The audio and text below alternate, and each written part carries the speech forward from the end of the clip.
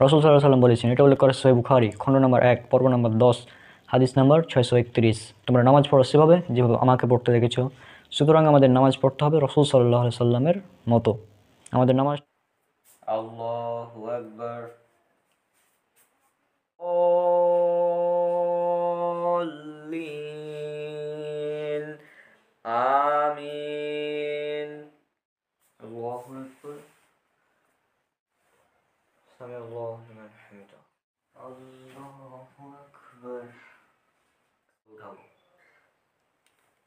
দিয়ে আত্তাহিয়াতু লিল্লাহি আসসালাওয়াতু আছে। আসসালামু আলাইকুম ওয়া রাহমাতুল্লাহ, আসসালামু আলাইকুম ওয়া রাহমাতুল্লাহ।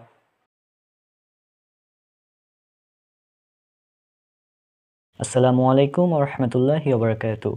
আমি মোহাম্মদ মুসাব্বিরুল ইসলাম রনক। আশা করি আল্লাহ সুবহানাহু ওয়া তাআলার রহমতে আপনারা সবাই অনেক অনেক ভালো আছেন।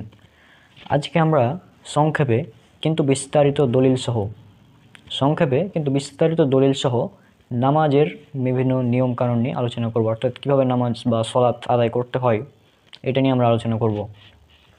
রাসূল সাল্লাল্লাহু আলাইহি সাল্লাম বলেছেন, এটা উল্লেখ করা সহিহ বুখারী খণ্ড নম্বর ১ পর্ব নম্বর ১০ হাদিস নম্বর ৬৩১, তোমরা নামাজ পড়ো সেভাবে যেভাবে আমাকে পড়তে দেখেছো।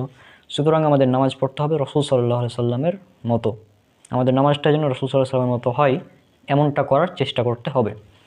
তো চলুন আজকে আমরা রাসূল সাল্লাল্লাহু আলাইহি সাল্লাম কীভাবে নামাজ আদায় করতেন সেটা সংক্ষেপে জেনে নিই। প্রতিটি আমল কবুল হওয়ার জন্য প্রথম শর্ত সেটা হচ্ছে নিয়ত করা। আমাদের সেজন্য নামাজে দাঁড়ানোর আগে নিয়ত মনে মনে করতে হবে। এখানে বিশেষভাবে লক্ষণীয় যে আমাদের সমাজে প্রচলিত নামাই তুয়ান বলে যে নিয়ত পড়া হয় সেটা হচ্ছে বিদআত, কিন্তু আমাদের নিয়ত অন্তরে থাকবে, মনে মনে থাকবে, এবং আমরা নিয়ত করব যে যখন যে সলাতটা পড়ব সেটা, ঠিক আছে। এবং এটা উল্লেখ করা সহিহ বুখারী খণ্ড নম্বর ১ পর্ব নম্বর ১ হাদিস নম্বর ১, অর্থাৎ সহিহ বুখারীর প্রথম হাদিস হচ্ছে নিয়ত সম্পর্কে, যে নিয়ত করতে হবে। ইন্নামা আমালু বিন্নিয়া, প্রতিটি আমল নিয়তের উপর নির্ভরশীল। আমাদের নামাজের জন্য নিয়ত করতে হবে, মুখে পড়া যাবে না, সেটা আপনারা জানেন। তারপর আমাদের সমাজে প্রচলিত আছে জায়নামাজের দোয়া পড়ে এই নিয়ত যেহেতু বলে, তো জায়নামাজের দোয়া পড়ার কোনো হাদিস কোরআন এবং সহিহ হাদিসের মধ্যে নাই, এটা হচ্ছে বিদআত। আশা করছি এটা বুঝতে পেরেছেন। তো প্রথমে আমরা জায়নামাজের দোয়াটা এগুলো নাই, এগুলো সব বিদআত। নিয়ত করা, নিয়ত পড়া এটা হচ্ছে বিদআত, নিয়ত করা ফরজ। নিয়ত করা ফরজ কিন্তু পড়া বিদআত।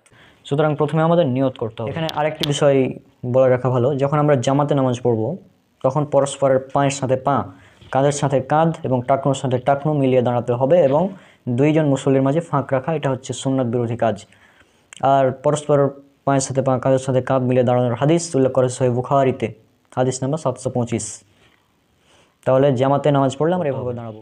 এরপর তাকবীরে তাহরিমা, অর্থাৎ আল্লাহু আকবার, অর্থাৎ কাঁধ বরাবর হাত উঠবে অথবা কান বরাবর, কিন্তু কান স্পর্শ করবে না। কাঁধ অথবা কান বরাবর হাত উঠবে কিন্তু কাঁধ স্পর্শ করবে না। সহিহ বুখারী কিতাবুল আজান পর্ব নম্বর ১০ হাদিস নম্বর ৭৩৫ থেকে ৭৩৯, এখানে বলা হয়েছে হাত আমরা এভাবে উঠাতে পারি, কান বরাবর অথবা কান বরাবর, ইচ্ছা, সমস্যা নেই। তো আমরা হাত উঠে আবার দেখাচ্ছি,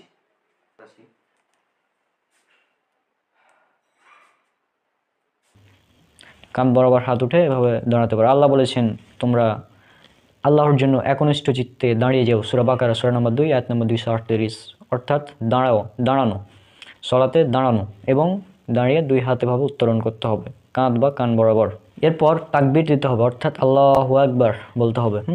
এভাবে কাঁধ বরাবর যখন হাত উঠালেন, কাঁধ বা কান বরাবর, কিন্তু কান এভাবে টাচ করা অনেকে, এটা করা যাবে না। কান বরাবর এভাবে হাত উঠবে বা কাঁধ বরাবর হাত উঠে বলবেন, এভাবে তাকবীর দিতে হবে। আল্লাহ বলেছেন সূরা মুদাসসির সূরা নম্বর ৭৪ আয়াত নম্বর ৩, তোমরা তোমার রবের জন্য তাকবীর দাও, এবং তাকবীর দিতে হবে মিসকাত হাদিস নম্বর ৭৯০ থেকে ৯৩, এখানে উল্লেখ করা হয়েছে। এভাবে কাঁধ বরাবর কান উঠে আল্লাহু আকবার বলতে হবে। আল্লাহু আকবার।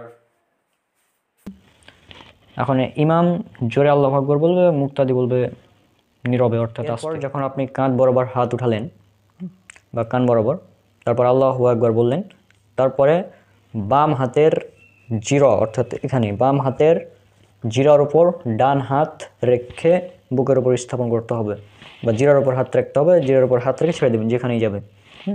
এটা আপনি যদি এভাবে করেন কখনোই আপনার হাত নাভির নিচে যাবে না। এটা উল্লেখ করেছে সহিহ বুখারী হাদিস নাম্বার ৭৪০ এবং সুনান আবু দাউদ হাদিস নাম্বার ৭৫৯, সেখানে বলা হয়েছে যে বুকের উপর হাত বাঁধতে রাসূল সাল্লাল্লাহু আলাইহি ওয়াসাল্লাম। আর সহিহ বুখারী খণ্ড 1 পর্ব 10 হাদিস নাম্বার 740। এখানে বলা হয়েছে যে সাহাবী সাহাল ইবনে সাদ রাদিয়াল্লাহু আনহু থেকে বর্ণিত, তিনি বলেন যে লোকদেরকে নির্দেশ দেওয়া হতো তারা যেন বাম হাতের জিরার উপর, জিরা অর্থাৎ কি?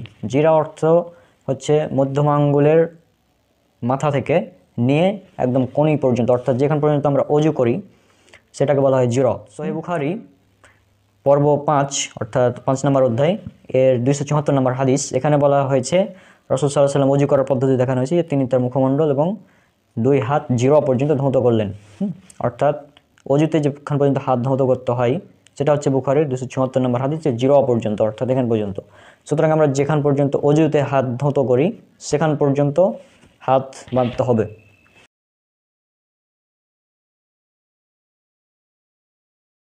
হাত আমাদের এভাবে বাঁধতে হবে। এটা হচ্ছে সহিহ বুখারীর হাদিস 740 নম্বর, জিরার উপর হাত বাঁধা এভাবে। হ্যাঁ, এটাই সবচেয়ে সহি আর এটাই প্রমাণিত। বাকিগুলা বুকের উপর, তারপর নাভির নিচে, হ্যাঁ এগুলোর প্রমাণ খুব পাওয়া যায় না, এগুলো আশাবাদ অনেকে, এগুলো জয়ীফ। নাভির নিচে হাত এভাবে বাঁধা অনেকে, এটা জয়ীফ। হ্যাঁ, তারপর নাভির উপর একটা প্রমাণ পাওয়া যায়, এটা মোটামুটি সহি। আর বুকের উপর এভাবে, আর বুকের উপর বলতে জিরার উপর এভাবে, এটা সবচেয়ে সহি। ইমাম বুখারীর নিজের আমলে এটা তিনি করতেন, আর 740 নম্বর হাদিস এটা নিয়ে এসেছেন। তো বাবার হাত বাঁধো। আর জিরা শব্দের অর্থ যেটা বললাম মধ্যম আঙ্গুল থেকে নিয়ে কোনি পর্যন্ত, এটা উল্লেখ করা আছে আরবি ডিকশনারি মুজামুল ওয়াসিত খণ্ড নম্বর 1 পৃষ্ঠা নাম্বার 311। এছাড়া আরও অনেকগুলো জায়গাতে উল্লেখ করা হয়েছে। তো আপনি যদি এখানে বলেন যে জিরা মানে তো মধ্যম আঙ্গুল থেকে নিয়ে কোনি পর্যন্ত, তাহলে আমরা তো যে কোনো জায়গায় বাঁধতে পারি, এখানেও বাঁধতে পারি, এখানেও। হ্যাঁ, কিন্তু সহিহ বুখারীর যে 274 নম্বর হাদিস, সেখানে যে বলা হয়েছে রাসূল সাল্লাল্লাহু আলাইহি ওয়াসাল্লাম জিরা পর্যন্ত হাত ধৌত করতেন অজু করার সময়, তাহলে কি বলবেন? অজু যদি আমরা এখান থেকে হাত দিই তাহলে অজু হয়ে যাবে? তাহলে কিন্তু আমাদের অজু হবে না। তো সেরকমই এই জিরা শব্দ দ্বারা বোঝা যায় যে হাত বাঁধতে হবে জিরার উপরে, অর্থাৎ এখানে বেঁধে আপনি ছেড়ে দেন। কোথায় রাখবেন সেটা হাদিসে এখানে বলা নাই, তো আবু দাউদে বলা হয়েছে বুকের উপর, সুনান আবু দাউদ হাদিস নাম্বার 759। আর একটা বিষয়, আপনি যখন এভাবে হাত বাঁধবেন তখন এই হাত কখনোই নাভির নিচে যাবে না। আর নাভির নিচে হাত বাঁধার ব্যাপারে বর্ণিত যতগুলো হাদিস রয়েছে সবগুলো হচ্ছে জয়ীফ, এবং আমি ইনশাল্লাহ এই বিষয়ে একটি ভিডিও বানাবো।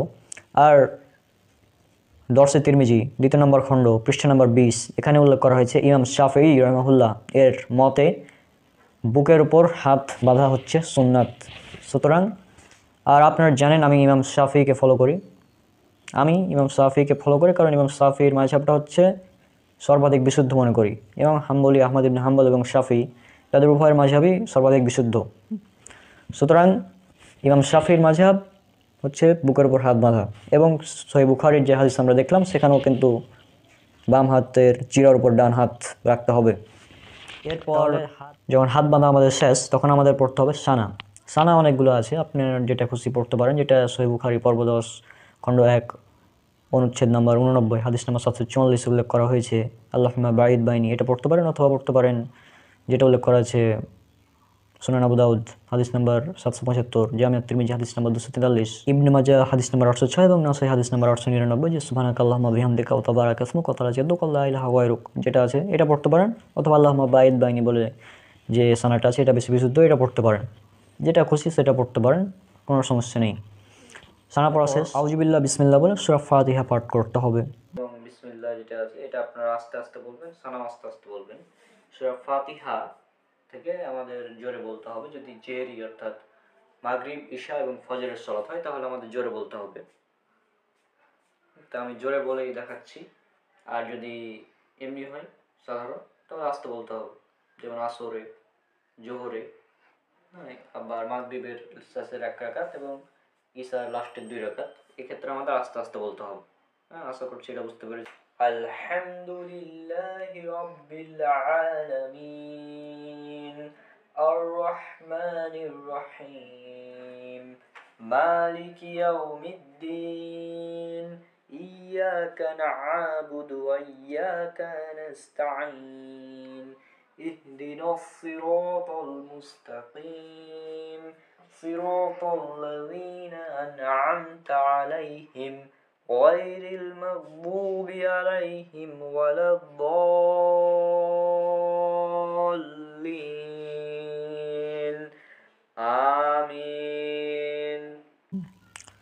আর এটা উল্লেখ করা সহিহ বুখারীতে হাদিস নাম্বার 756। একটা বিষয় লক্ষণীয় যে মুসল্লি যখন একাকী হবে অথবা যখন ইমামের সাথে পড়বে ইমামের পিছনে, তখন জোহর এবং আসর সালাতে সূরা ফাতিহার সাথে অন্য দুইটি সূরা প্রথম 2 রাকাতে পড়বে এবং পরবর্তী 2 রাকাতে শুধুমাত্র সূরা ফাতিহা পড়বে। এটা উল্লেখ করেছে সুনান নাসাই হাদিস নাম্বার 77 এবং 978। এখানে আরেকটি হাদিস পড়ে শোনাচ্ছি, এটা যদি আপনারা বুঝতে পারেন তাহলে হয়ে যাবে ইনশাআল্লাহ। জাবির ইবনে সামরা রাদিয়াল্লাহু আনহু থেকে বর্ণিত, তিনি বলেন, একবার ওমর রাদিয়াল্লাহু আনহু সাদ রাদিয়াল্লাহু আনহুকে বলেন, লোকেরা আপনার প্রতিটি বিষয়ে অভিযোগ করছে, এমনকি আপনি আপনার সালাত সম্পর্কেও। সাদ রাদিয়াল্লাহু আনহু বলেন, আমি সালাতে প্রথম 2 রাকাতে কিরাত দীর্ঘ করি এবং শেষের 2 রাকাতে কেবল সূরা ফাতিহা পাঠ করি। তিনি আরো বলেন, রাসূল সাল্লাল্লাহু আলাইহি ওয়াসাল্লামের পিছনে যেভাবে সালাত আদায় করেছি তার কোনো ব্যতিক্রম আমরা করিনি। ওমর রাদিয়াল্লাহু আনহু বলেন, আপনার ব্যাপারে আমার ধারণাও তাই। হাদিস সুনান আবু দাউদ হাদিস নাম্বার 803। এরপর আরেকটি হাদিস উল্লেখ করা আছে সুনান আবু দাউদে হাদিস নাম্বার 818, যে আবু সাঈদ আল খুদরি রাদিয়াল্লাহু আনহু থেকে বর্ণিত, তিনি বলেন, আমাদেরকে নির্দেশ দেওয়া হয়েছে আমরা যেন সালাতে সূরা ফাতিহা এবং তার সাথে কোরআন থেকে সহজ পাঠ্য কোনো আয়াত পাঠ করি। আর একটি হাদিস উল্লেখ করা আছে সুনান ইবনে মাজাতে হাদিস নাম্বার 843, জাবির ইবনে আব্দুল্লাহ রাদিয়াল্লাহু আনহু থেকে বর্ণিত, যে আমরা জোহর ও আসর সালাতের প্রথম 2 রাকাত ইমামের পিছনে সূরা ফাতিহা ও অন্য সূরা এবং শেষ 2 রাকাতে কেবল সূরা ফাতিহা পড়তাম। এখানে আরও একটি বিষয় বলে রাখা ভালো, যেটা জামিয়া তিরমিজিতে উল্লেখ করা আছে হাদিস নাম্বার 311, যে ফজর, মাগরিব এবং এশা যখন ইমাম জোরে কিরাত পড়বে তখন কেবল সূরা ফাতিহা পড়তে হবে এবং পরবর্তীতে কিরাত চুপচাপ শুনতে হবে।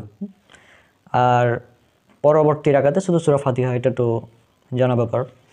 আর এখানে আরেকটি বিষয় এখন বলি, যে আমাদের সমাজে কিছু মানুষ ইমামের পিছনে সূরা ফাতিহা পড়ে না। এখানে বলে রাখা ভালো যে ইমামের পিছনে সূরা ফাতিহা পড়া এটা হচ্ছে ফরজ, পড়তেই হবে, না পড়লে সালাত হবে না। সহিহ বুখারী খণ্ড নম্বর 1 পর্ব নম্বর 10 কিতাবুল আজান হাদিস 756 এর আগে ইমাম বুখারী যে অনুচ্ছেদ নিয়ে এসেছেন সেটা আপনাদের একবার দেখিয়ে দিচ্ছি আমি। মুকিম অবস্থায় হোক বা সফর অবস্থায় হোক, সশব্দে কিরাতে সলাত হোক বা নিঃশব্দে সব সলাতে ইমাম ও মুক্তাদির কিরাত পড়া ওয়াজিব। এবং 756 নম্বর হাদিস উবাইদা ইবনে সামিত রাদিয়াল্লাহু আনহু থেকে বর্ণিত, তিনি বলেন, রাসূল সাল্লাল্লাহু আলাইহি ওয়াসাল্লাম বলেছেন, লা সলাতা লিমান লাম ইয়াকরা বি ফাতিহাতিল কিতাব, যে ব্যক্তি সলাতে সূরা ফাতিহা পড়লো না তার সলাত হলো না। এখানে অনেকে বলবেন যে এখানে তো ইমামের পিছনে পড়ার কথা নাই। এখানে ভালোভাবে যদি বাক্যটি লক্ষ্য করেন তাহলে আপনারা বুঝতে পারবেন। লা সলাতা মানে কোনো সলাত নেই, নেই ফজর, নেই জোহর, নেই আসর, নেই মাগরিব, নেই এশা, নেই তারাবি, নেই তাহাজ্জুদ, নেই জানাজা, নেই সুন্নাত, নেই নফল, অর্থাৎ কোনো ধরনেরই সলাত হবে না। লা সলাতা কোনো সলাত নেই। লিমান লাম মানে কারো জন্য, হোক সে ইমাম, হোক সে মুক্তাদি, হোক সে একাই পড়ুক বা জামাতে পড়ুক, যেভাবেই পড়ুক, যেখানেই পড়ুক, কারো জন্য নেই। তাহলে কি হলো? লা সলাতা লিমান, কমপ্লিট। হ্যাঁ, ফাতিহা ইকরা বি ফাতিহাতিল কিতাব অর্থাৎ সূরা ফাতিহা পড়া ব্যতীত। তাহলে পুরো মানেটা কি দাঁড়াচ্ছে? যে কারো জন্য কোনো সালাত নেই, ফরজ হোক, সুন্নাত হোক, নফল হোক, ইমামের পিছনে হোক, ইমামের সাথে হোক, কোনো ধরনের সলাতই হবে না যদি সেই সলাতে সূরা ফাতিহা না পড়া হয়। আর ইমাম বুখারী তো এখানে অনুচ্ছেদ এনেছেন যে প্রত্যেক সলাতে ইমামের পিছনে সূরা ফাতিহা পড়া ওয়াজিব। ইমামের পিছনে যে ইমামের পিছনে মুক্তাদি সে চুপে চুপে সূরা ফাতিহা পড়বে। এ ব্যাপারে স্পষ্ট হাদিস উল্লেখ করেছে সহিহ মুসলিমে হাদিস নাম্বার 764। এখানে বলা হয়েছে, আবু হুরায়রা রাদিয়াল্লাহু আনহু থেকে বর্ণিত, নবী সাল্লাল্লাহু আলাইহি ওয়াসাল্লাম বলেন, যে ব্যক্তি সালাত আদায় করলো অথচ তাতে উম্মুল কোরআন ফাতিহা পাঠ করেনি, তার সালাত ত্রুটিপূর্ণ থেকে গেল, পূর্ণাঙ্গ হলো না। এই কথাটা 3 বার বলেছেন। আবু হুরায়রাকে জিজ্ঞেস করা হলো, আমরা যখন ইমামের পিছনে সালাত আদায় করব তখন কি করব? তিনি বললেন, তোমরা চুপে চুপে পড়ে নাও, কারণ আমি রাসূল সাল্লাল্লাহু আলাইহি ওয়াসাল্লামকে বলতে শুনেছি, মহান আল্লাহ বলেছেন, আমার এবং আমার বান্দার মাঝে আমি সালাতকে অর্ধেক অর্ধেক করে ভাগ করে নিয়েছি এবং আমার বান্দার জন্য রয়েছে সে যা চাই। বান্দা যখন বলে সমস্ত প্রশংসা বিশ্বজাহানের প্রতিপালক আল্লাহর জন্য, আল্লাহ তাআলা বলেন, আমার বান্দা আমার প্রশংসা করেছে। এভাবে আপনার আল্লাহ সুবহানাহু ওয়া তাআলা প্রতিটি আয়াতের জবাব দেয়। আমরা যখন বলি আলহামদুলিল্লাহি রাব্বিল আলামিন, তখন আল্লাহ সুবহানাহু ওয়া তাআলা জবাব দেন হামিদানি আবদি, অর্থাৎ আমার বান্দা আমার প্রশংসা করেছে।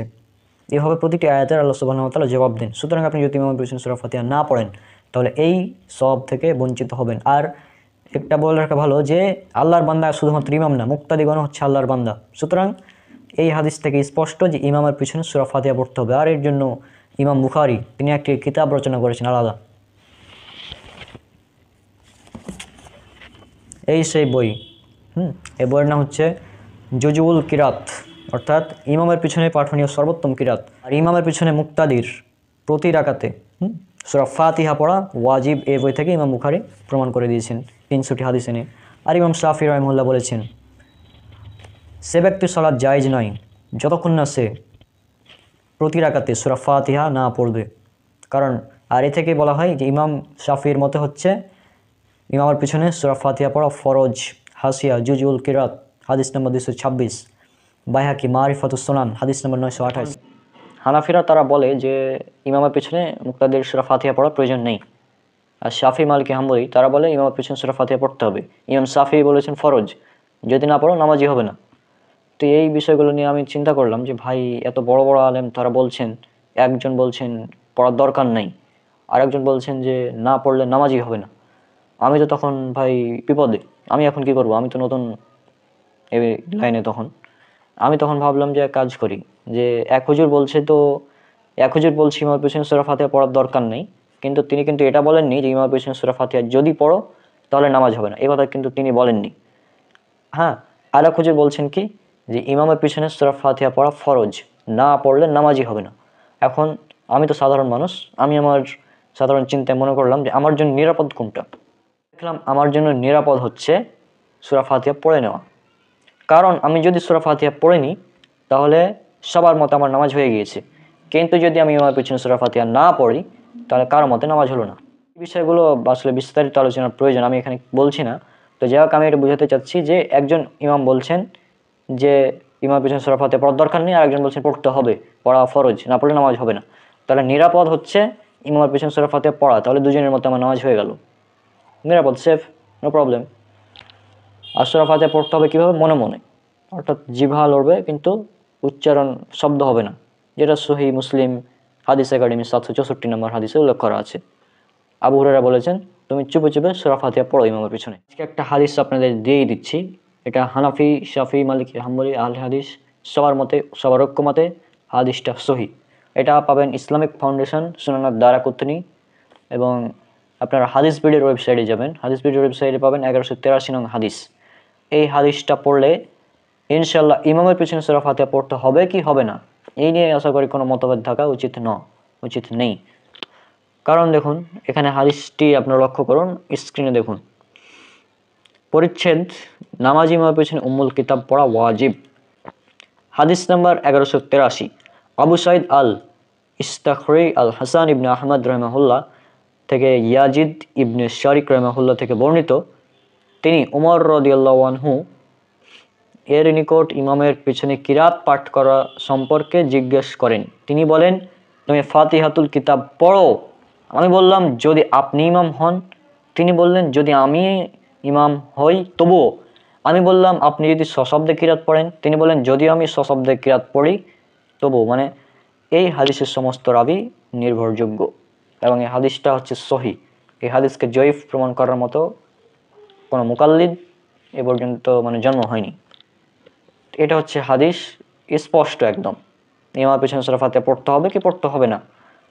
তো আশা করছি এই হাদিসটা যে কেউ পড়বে সে বুঝতে পারবে পড়তে হবে কি পড়তে হবে না সব মাসালা। উমর রাদিয়াল্লাহু আনহু, এটা কার ব্যাপারে বলা হচ্ছে? উমর রাদিয়াল্লাহু আনহু, খোলাফায়ে রাশিদিনের মধ্যে দ্বিতীয় খলিফা, তিনি বলছেন যে তুমি ইমামের পিছনে সূরা ফাতিহা পড়ো। তারপরে বললেন যে ভাই, তারপর সাহাবী আবার কি জিজ্ঞেস করলেন? তিনি কি জিজ্ঞেস করলেন যে যদি আপনি ইমাম হন, মানে উমর রাদিয়াল্লাহু আনহু যদি ইমাম হয়, মানে সাধারণ মানুষের পিছনে তো পড়বো, তো যিনি খলিফা উমর রাদিয়াল্লাহু আনহু তার পিছনে কি পড়তে হবে আমার পিছনে সূরা ফাতিহা? তিনি বলেন হ্যাঁ আমার পিছনে পড়তে হবে, মানে যদি তুমি ইমাম হও তারপরেও পড়ো। তারপরে আবার জিজ্ঞেস করেন যদি আপনি সশব্দে কিরাত পড়েন, মানে সশব্দে যেগুলো সালাত হয়, মাগরিবের প্রথম 2 রাকাত, ইশার প্রথম 2 রাকাত এবং ফজরের 2 রাকাত, তো তখন বললেন হ্যাঁ সশব্দে কিরাত পড়লেও পড়তে হবে। তো এটা আশা করছি মাসালা ক্লিয়ার হয়ে যাওয়া উচিত। সূরা ফাতিহা পড়া শেষ, তারপর আমাদের যদি জোরে সালাত হয় তাহলে জোরে আমিন বলতে হবে, অর্থাৎ ফজরের প্রথম 2 রাকাতে এবং মাগরিবের প্রথম 2 রাকাতে এবং ইশার 2 রাকাতে এবং জুমার সালাতে, অর্থাৎ মোট কথা যখন জোরে কিরাত পড়া হবে তখন সূরা ফাতিহার পরে জোরে আমিন বলতে হবে। গায়রিল মাগদুবি আলাইহিম ওয়ালাদ-দাল্লিন,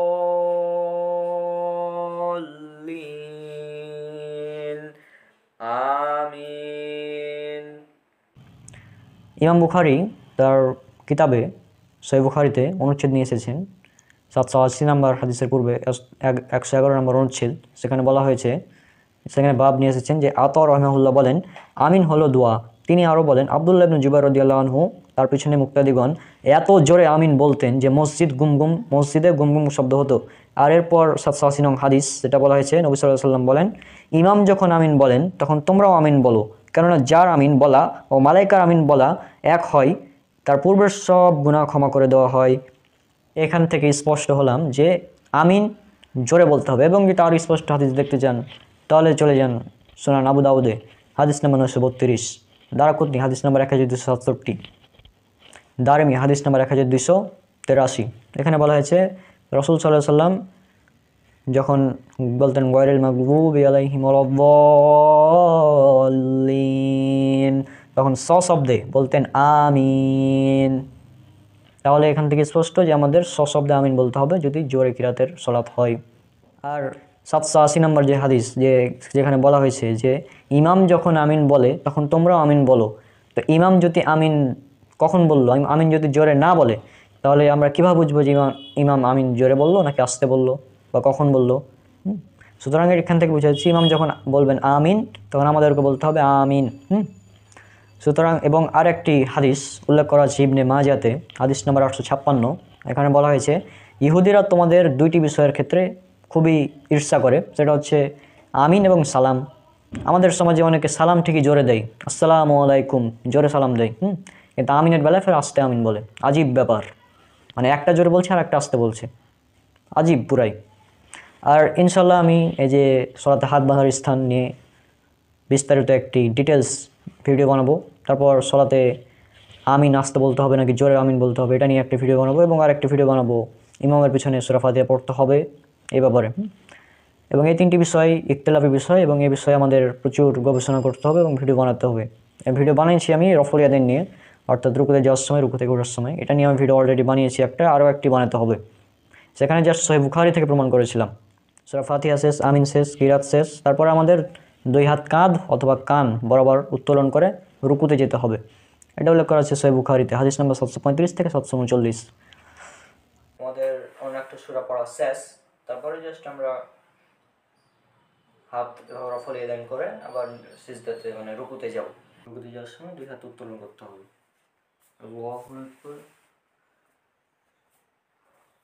আর আল্লাহ বলেছেন পবিত্র কোরআনে সূরা হাজ সূরা নম্বর 22 আয়াত নম্বর 77 যে তোমরা আল্লাহর জন্য রুকু এবং সাজদা করো। রুকুতে যখন যাবেন তখন দুই হাত দ্বারা হাঁটুকে শক্ত করে ধরে সোজা হয়ে দাঁড়াতে হবে। রুকুর সময় দুই হাতে এভাবে থাকবে এবং পাগুলো যেন কিবলামুখী হয়ে থাকে, অর্থাৎ সোজা হয়ে থাকে, এভাবে থাকবে একদম। এটা সহিহ বুখারী হাদিস নম্বর 828। আর রুকুতে এবং সিজদাতে বলার অনেকগুলো দোয়া আছে, সেটা একটু পরে আসছি। রুকু থেকে উঠে সামি আল্লাহু লিমান হামিদা বলতে হবে, সামি আল্লাহু লিমান হামিদা। সহিহ বুখারী হাদিস 795 থেকে 799 পর্যন্ত যদি পড়েন সেখানে পেয়ে যাবেন। সেখানে সামি আল্লাহু লিমান হামিদা বলবে ইমাম এবং মুক্তাদি বলবে আল্লাহুম্মা রাব্বানা লাকাল হামদ অথবা রব্বানা লাকাল হামদ হামদান কাসীরান তাইয়িবান মুবারাকান ফিহ, এটা বলতে পারে। রুকু থেকে উঠে হাত উত্তোলন করতে হবে এবং সোজা হয়ে দাঁড়াতে হবে। সামি আল্লাহু লিমান হামিদা রব্বানা লাকাল হামদ হামদান কাসীরান তাইয়িবান মুবারাকান ফিহ। সহিহ বুখারী হাদিস নম্বর 800। হাত উত্তোলন করাটা হচ্ছে 735 থেকে 739 এবং সোজা হয়ে দাঁড়ানোটা হচ্ছে 800 নম্বর হাদিস সহিহ বুখারীর। এরপর প্রথমে দুই হাত এবং পরে দুই হাঁটু রেখে তারপরে সিজদাতে যেতে হবে। মিসকাত 899, আবু দাউদ 840 নম্বর হাদিস। এছাড়াও আরও কয়েকটি জায়গায় উল্লেখ করা আছে এই হাদিসটি। সিজদায় যাওয়ার সময় আগে হাত পরে হাঁটু, আর আগে হাঁটু ফেলে মানুষ, সেটা জয়ফ।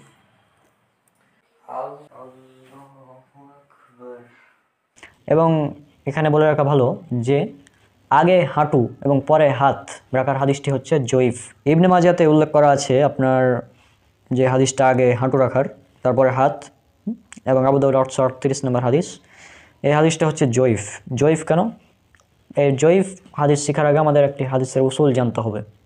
হ্যাঁ, সেটা হচ্ছে আমি স্ক্রিনে দিচ্ছি, আপনারা দেখুন।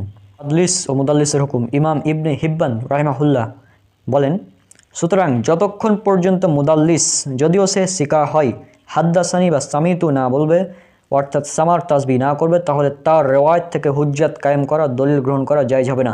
আর এটাই হলো আবু আবদুল্লাহ মুহাম্মদ বিন ইদ্রিস আস-সাফাই রাহিমাহুল্লাহ এর বুনিয়াদি উসুল, এবং এটাই আমাদের উস্তাদগণের উসুল, যেটাতে ওনারা তার অর্থাৎ ইমাম শাফি রাহিমাহুল্লাহর ইত্তেবা করেছেন। কিতাবুল মাজরুহিন 1 নম্বর খণ্ডের 92 পৃষ্ঠা, অন্য নুসখাতে 1 নম্বর খণ্ডের 86 নম্বর পৃষ্ঠা। এবং আরেকটি বিষয়, মুদাল্লিস রাবির আনা বর্ণনা, আনওয়ালা বর্ণনা হচ্ছে জয়ীফ, মুকাদ্দাম ইবনে সালাহ পৃষ্ঠা নম্বর 99। আর এই হাদিসটি জয়ীফ, আবু দাউদ 38 আরও কয়েকটি জায়গাতে উল্লেখ করা হয়েছে। এই হাদিসটি জয়ীফ কারণ এখানে সারিক বিন আবদুল্লাহ নামক এক মুদাল্লিস রাবি রয়েছে।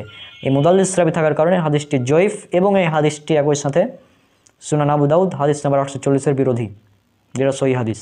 এই কারণে আগে হাত তারপরে হাঁটু রাখতে হবে, আগে হাঁটু রাখার হাদিস জয়ীফ।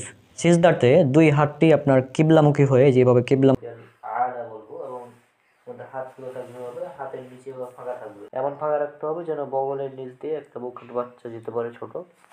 হ্যাঁ, এরকম।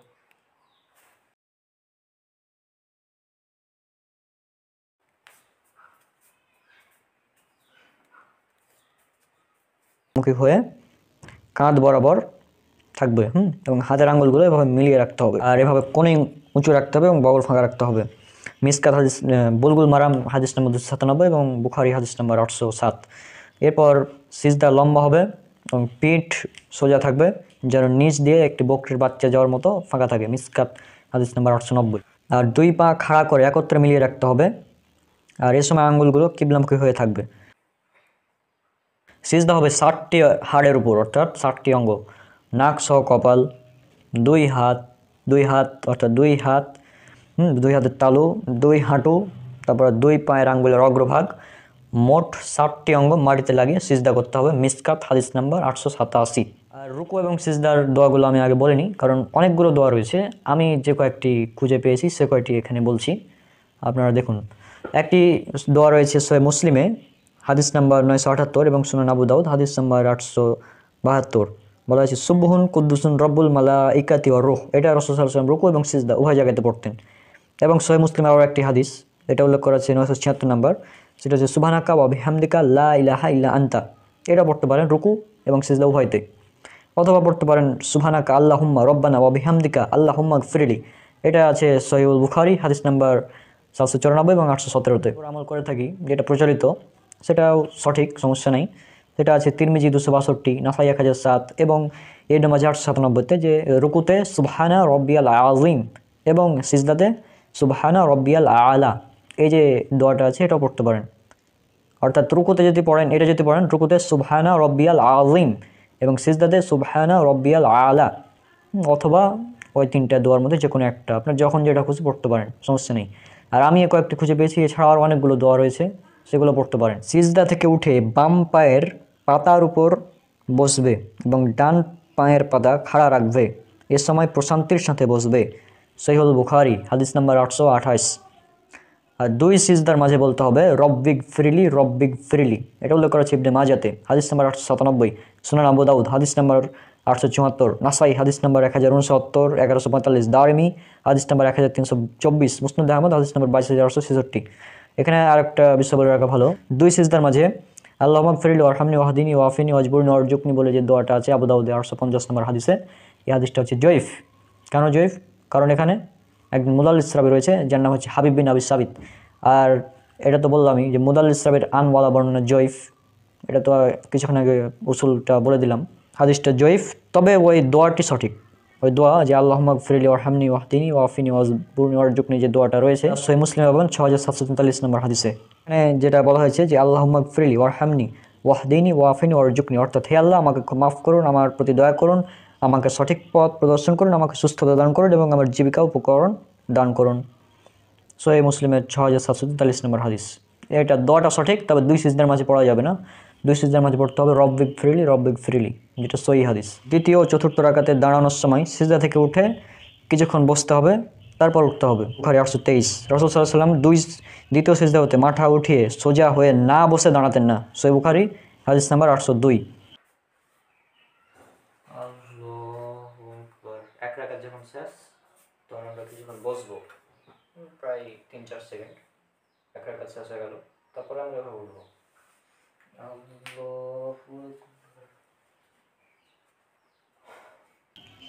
এবং দ্বিতীয় রাকাত শেষ করবেন যখন, দ্বিতীয় রাকাত পরে যদি বৈঠক হয়, যদি 4 রাকাত বিশিষ্ট বা 3 রাকাত বিশিষ্ট সালাত হয়, তাহলে সেখানে কেবল আত্তাহিয়াতু পড়বেন। মিসকাত হাদিস নাম্বার 791। আত্তাহিয়াতু যে দোয়া তাশাহুদে পড়ার, এটা দোয়াটা সহিহ এবং এটা সহিহ বুখারীর 831 নম্বর হাদিস।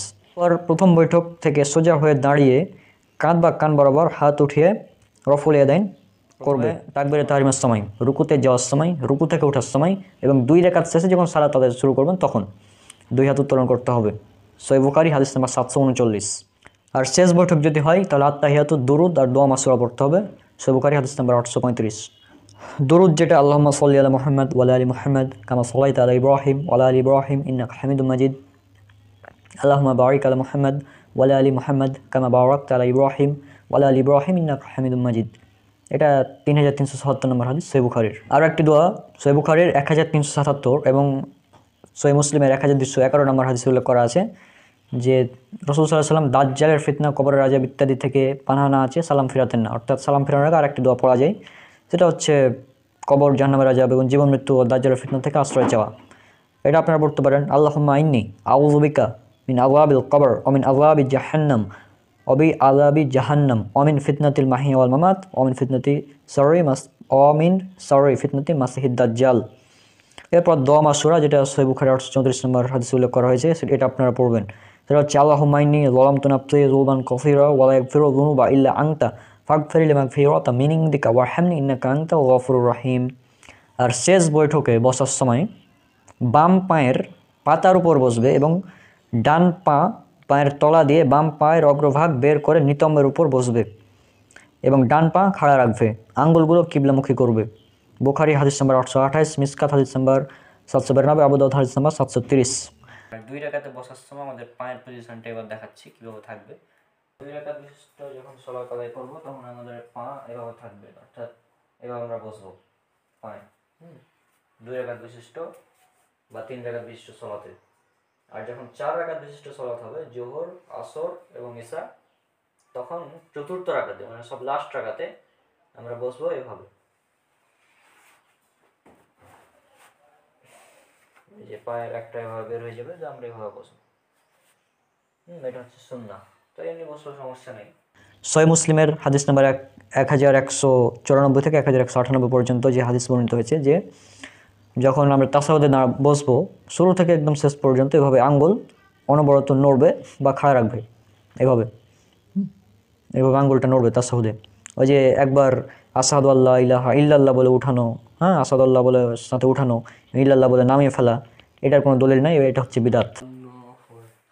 সিজদা থেকে যখন উঠে গেলাম দ্বিতীয় রাকাতে তখন আমরা আঙ্গুল এভাবে উঠাবো দিয়ে আত্তাহিয়াতু লিল্লাহি আসসালাওয়াতু তাইয়্যিবাতু এভাবে নড়বে অথবা এবার তুলে রেখে দেব। আর চোখের দৃষ্টি আমাদের থাকবে একদম আঙ্গুলের দিকে, এ সময় পুরো দৃষ্টি আঙ্গুলের দিকে যতক্ষণ থাকবে, এটা একদম সালাম ফেরানো পর্যন্ত এভাবে অনবরত নড়বে অথবা তুলে রাখবো। আর এই যখন শাহাদাত আঙ্গুল আমরা ইশারা করব তখন শাহাদাত আঙ্গুলের দিকে দৃষ্টি থাকবে। সুনান নাসাই হাদিস নাম্বার 1275। তারপর আসসালামু আলাইকুম রহমতুল্লাহ, আসসালামু আলাইকুম রহমতুল্লাহ বলে সালাম ফেরাতে হবে। সহিহ বুখারী হাদিস নাম্বার 834। আসসালামু আলাইকুম রহমতুল্লাহ, আসসালামু আলাইকুম রহমতুল্লাহ। এবং সালাম ফিরিয়ে প্রথমে একবার সশব্দে আল্লাহু আকবার বলতে হবে। সহিহ বুখারী হাদিস নাম্বার 842। সহিহ মুসলিমের হাদিস নাম্বার 1221 নম্বর হাদিস যে 3 বার আস্তাগফিরুল্লাহ পাঠ করতে হবে। আর একবার আয়াতুল কুরসি এবং হাদিসে বর্ণিত দোয়া, তারপর আয়াতুল কুরসি পড়তে হবে। আয়াতুল কুরসিটা যদি পড়েন তাহলে বলা হয়েছে এর ফজিলত যে মৃত্যু ব্যতীত জান্নাতে প্রবেশের ক্ষেত্রে আর কিছু বাধা হয়ে থাকে না। বুলগুল মারাম হাদিস নাম্বার 326, সহিহুল জামি হাদিস নাম্বার 6464। আর ফরজ নামাজ শেষে যে সম্মিলিত মোনাজাত করে মানুষ সমাজে, সম্মিলিত মোনাজাত করা হচ্ছে বিদআত। এ ব্যাপারে আমি একটা আলোচনা করেছি, সেটা দেখতে পারেন। আর আপনারা জানেন সুনান নাসাই ইসলামিক ফাউন্ডেশন হাদিস নাম্বার 1578 বলা হয়েছে কুল্লু বিদআতিন দালালা ওয়া কুল্লু দালালাতিন ফিন্নার। প্রত্যেক বিদআতই হচ্ছে গুমরাহি এবং প্রত্যেক গুমরাহির পরিণাম জাহান্নাম। কাজে আমাদের প্রত্যেক বিদআত থেকে সতর্ক থাকতে হবে। তাহলে আজকে আমি চেষ্টা করলাম সংক্ষেপে আপনাদের সালাত কীভাবে পড়তে হয় সেটা বলার। আশা করছি আপনারা নামাজের নিয়মটা বুঝতে পেরেছেন। আমি জাস্ট প্র্যাকটিক্যাল নামাজটা কীভাবে পড়তে হয় এটা দেখানোর চেষ্টা করলাম। হ্যাঁ, যেহেতু পরবর্তীতে আমি একবার চেষ্টা করবো পুরোপুরি নামাজ একটা 2 রাকাতের বা 4 রাকাতের 2 রাকাত বিশিষ্ট নামাজ একটা পড়ে সম্পূর্ণ দেখানোর আমি চেষ্টা করবো। এটা জাস্ট একটা দলিল ভিত্তিক প্র্যাকটিক্যাল নামাজ, মানে দলিল ভিত্তিক নামাজের মানে দলিলগুলো দিয়েছিলাম এর আগে ভিডিওতে, এবার শুধু প্র্যাকটিক্যালটা যুক্ত করলাম সাথে। হ্যাঁ, তো আশা করছি এটা আপনাদের জন্য উপকার হবে মনে হয়, এই জন্যই করলাম। আর আল্লাহ বলেছেন পবিত্র কোরআনের সূরা নাহল সূরা নম্বর 16 আয়াত নম্বর 82, অতঃপর যদি তারা মুখ ফিরিয়ে নেয় তাহলে তোমার দায়িত্ব কেবল সুস্পষ্টভাবে বাণী পৌঁছে দেওয়া। রাসূল সাল্লাল্লাহু আলাইহি সাল্লাম বলেছেন, উল্লেখ করা আছে সহিহুল বুখারীতে হাদিস নাম্বার 3461, প্রচার করো যদি একটিমাত্র আয়াত হয়। অর্থাৎ আমি আমার দায়িত্বটা পালন করলাম, আমি যা জানি সেটা আমি জাস্ট পৌঁছে দিচ্ছি। আর রাসূল সাল্লাল্লাহু আলাইহি সাল্লাম বলেছেন, যে ব্যক্তি ইলম বা জ্ঞান গোপন করবে কিয়ামতের দিন তাকে আগুনের লাগাম পরানো হবে। ইবনে হিব্বান, সহিহ ইবনে হিব্বান হাদিস নাম্বার 96। তারপর এটা উল্লেখ করা আছে সুনান আবু দাউদ হাদিস নাম্বার 3658, তিরমিজি হাদিস নাম্বার 2649, ইবনে মাজাহ হাদিস নাম্বার 261, 264, 267। অর্থাৎ ইলম বা আমি যে সমস্ত জ্ঞান আমার রয়েছে ইসলাম সম্পর্কে সেগুলো আমি গোপন রাখতে চাচ্ছি না, আমি প্রচার করে দিতে চাচ্ছি। আমি নামাজের যে সঠিক নিয়মটা বললাম একদম দলিল সহ রেফারেন্স সহ বললাম, এরপরেও যদি আপনারা না মানেন তাহলে আমার দায়িত্ব ছিল পৌঁছে দেওয়া। আপনারা মানবেন কি না মানবেন সম্পূর্ণ আপনার ব্যাপার। রাসূল সাল্লাল্লাহু আলাইহি সাল্লাম যেহেতু বলেছেন নামাজ পড়া সেভাবে যেভাবে আমাকে পড়তে দেখেছে, সহিহ বুখারী হাদিস নাম্বার 431, আমি জাস্ট সেটা দেখিয়ে দিলাম কীভাবে নামাজটা আদায় করতে হয়। এবং নামাজ যে আপনি রফুল দান করেন আর না করেন এটা সুন্নাত, হাত কোথায় বাঁধবেন এটাও সুন্নাত, আমিন বলা এটাও সুন্নাত। তবে একটা বিষয় ফরজ, সেটা হচ্ছে ইমামের পিছনে সূরা ফাতিহা পড়া। সুতরাং অন্যগুলো যদি নাও মানেন তাহলে অন্তত এটা মানেন যে ইমামের পিছনে সূরা ফাতিহা পড়তে হবে। ঠিক আছে, বিষয়টা একদম ক্লিয়ার করলাম আর বুঝতে তো পারছেন। তো আজকের আলোচনা এখানেই সমাপ্ত করছি, অনেক দীর্ঘ হয়ে গেছে আলোচনা আর আমি কিছুটা অসুস্থ। আপনারা সবাই আমার জন্য অনেক অনেক দোয়া করবেন। ইনশাল্লাহ দেখা হবে পরবর্তী কোনো ভিডিওতে। আসসালামু আলাইকুম ওয়া রাহমাতুল্লাহি ওয়া বারাকাতুহু।